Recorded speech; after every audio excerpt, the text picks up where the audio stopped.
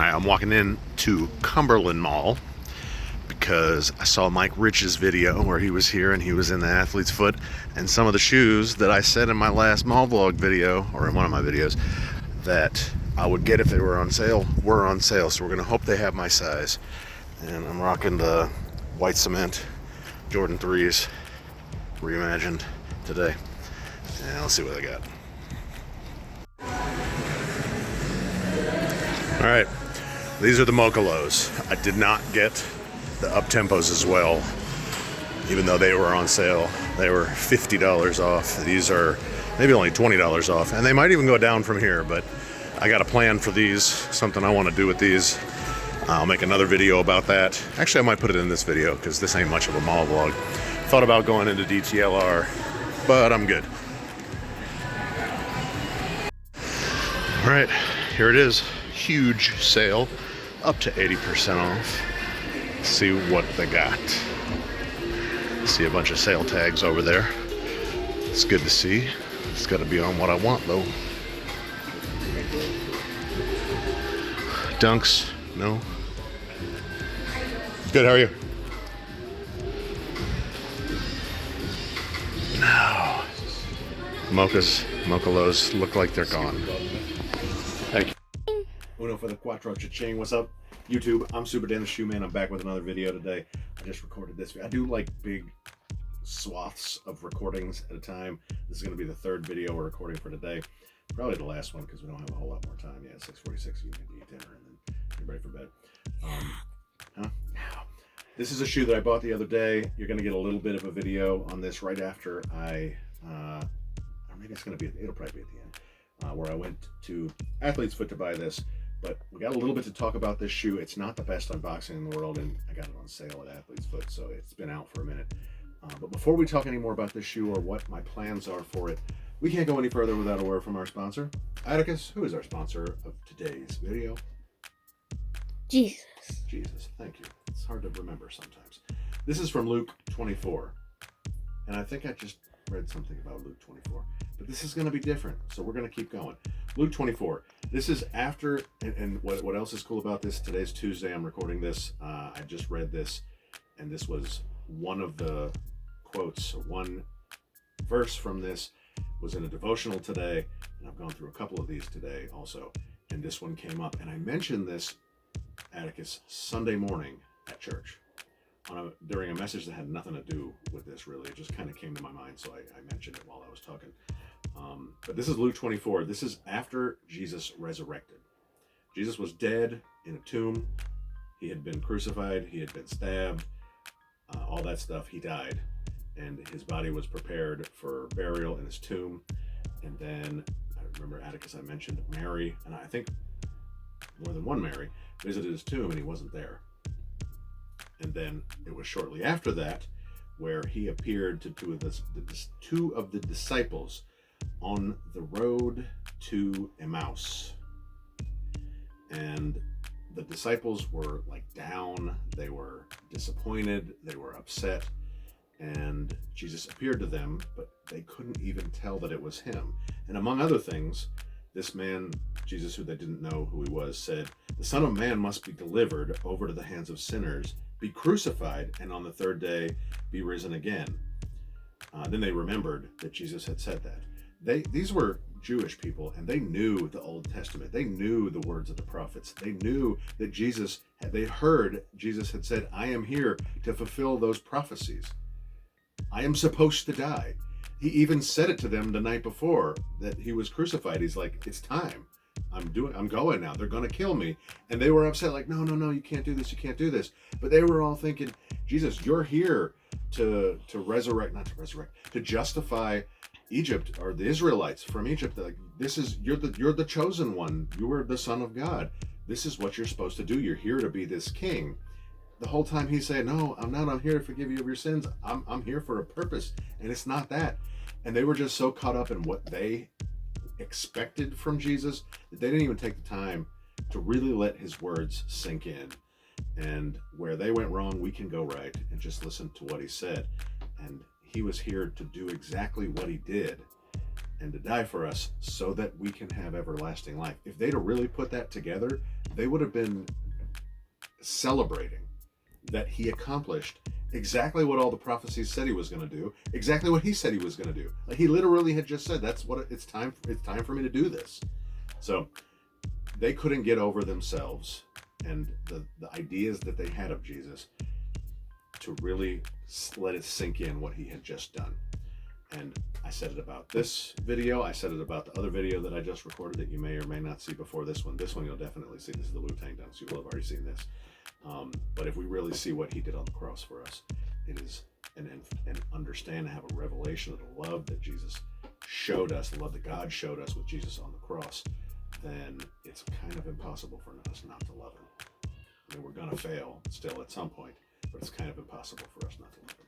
So take a look at the rest of Luke 24 and that message. I dare you. All right, let's get, I like that, I dare you. I'm going to start doing that. That's going to be a new thing. I'm going to give the word, and I'm going to say, take a look at that, or challenge somebody with everybody, all the viewers. I dare you. Should just say a name, random name. I dare you. Peter. Pedro. I dare you. Pedro's Peter in Spanish, in case you didn't know. All right. So these were on sale at Athlete's Foot. I was waiting for these to go on sale. I've actually said it in a couple of my past videos. I was waiting on another shoe to go on sale, and that's the up-tempo lows that just came out that are mostly black, white air across the side. That's some kind of textile fabric that's kind of raised. Those were on sale and I didn't get them because I had enough time for them to wear off. I do like the normal OG black, mostly black up-tempos. I have a pair of those. They're really dirty. I can clean them. But I just didn't need those other ones. But I had said I would get these if they go on sale. But I actually have a good plan for these. Hesper is going to help me. I'm going to give her a project, and these kind of projects are something she really likes to do. So they were on sale, and that's why I got them. They're right here. Is it a dunk? Incoming. No, it's not a dunk. This is a Jordan box. I'm not sure why there's a red dot on those. Maybe they're B grades? I hope not. I don't think Athlete's Foot would get B grades. But this is the Air Jordan 1 Retro Low OG Sail Black and Dark Mocha. These are the Mocha Lows. Oh, they're going to be fire. You think so? Yeah. Why? Because they have the word Mocha in them? Yeah.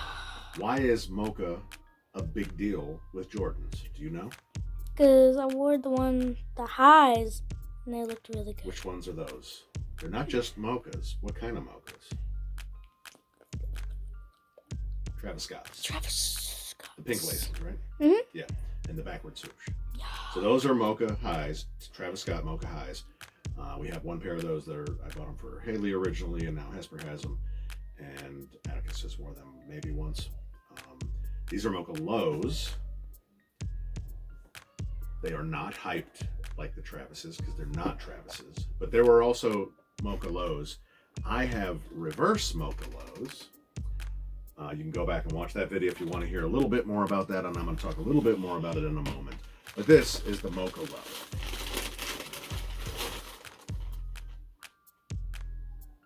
What do you think?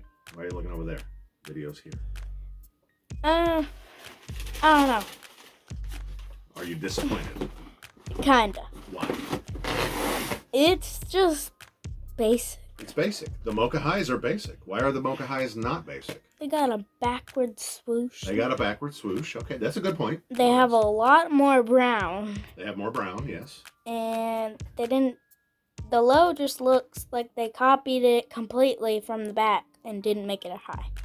Pretty much. That's true. But there are real Travis Mocha lows, and I agree. I think they have more brown. I'm pretty sure these are the only laces that these came with, but I'm sure I have more pink laces from another pair of Travises somewhere. I may even have brown laces from Travises somewhere, and putting brown in here might actually look pretty good. So these came out, I don't know, a couple months ago. They're on sale. These were like $30 off of $150. I paid like $120 for them or something like that.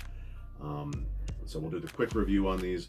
They're just not that great. There's nothing too special about these. They don't meet Atticus's expectations. But I got these because I want a pair of lows to wear, Jordan 1 lows to wear that I'm not too afraid of or worried about getting dirty. And I guess I have some of those, so maybe I shouldn't do this. I've also got the UNC lows over there. I should probably get those out, but and maybe put up a poll. Maybe I'll make another video with a poll. But this is what I'm going to do with these. You're right. These need a backward swoosh to be cool, right, Atticus? I agree. You're just not cool with a normal swoosh. Let's just grab this one real quick. This is a Mocha Low, and it came, a reverse Mocha Low, and it came from a local discount mall. That looks fire. Fire? Yeah. Okay. I mean, this is okay, but it came from a local discount mall. And these are kind of trash. Like, they're just not even decent quality. So what I'm thinking is, I take this bad boy, or this not bad boy, this good boy, and then I take this wannabe bad boy, I take this swoosh off of here, I take this large swoosh off of here. This isn't, it's the same way, but it's big. And then I take this off of here, and I put this on here. What do you think? Try hard. It's a try hard? Yeah. Like it's sweaty? Yeah. It's a sweaty way to get get this to look cool. Yeah. I think it is. I think you're probably right.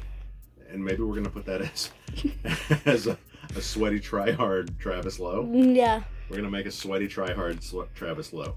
But I think Hesper's gonna enjoy doing this. Don't you think your mom's gonna enjoy like the project? Mm-hmm. Like taking her little X-Acto knife, cutting the stitches individually out of this, not messing the shoe up, and then stitching this, and then cutting this one off, not messing anything up, and then stitching it back onto here. I think she's going to enjoy that. Yeah. So that's what we're going to do. And we'll be back with another video at some point in the future and show you, actually, like I said, we're going to do another quick video. It might even be a short, or where I'll have this, the UNC that I have in a box over here, the UNC Low, and this. And we'll talk through this again just quickly, and we'll say, and I'll get it from y'all to figure out which one I should actually do. And I don't think I take these back now because they're purchased on sale, but we'll see. So smash the like button. Tell me what you think about these Jordan 1 Mocha Lows. Is this going to be a try hard, sweaty Travis? Fake, but not fake because it's really a Nike. But it'd be sweaty try hard, right? Mm-hmm. Try hard, sweaty. But tell your grandma about the Jordan 1 Mocha Low because I think this is simple and nice. Not fire, but it's simple and nice. So tell your grandma about the Jordan 1 Mocha Low because grandmas like lows, so you don't got to bend over and smush your foot into them and all that. Comment down below, tell me what you think, and I'll see you all next time.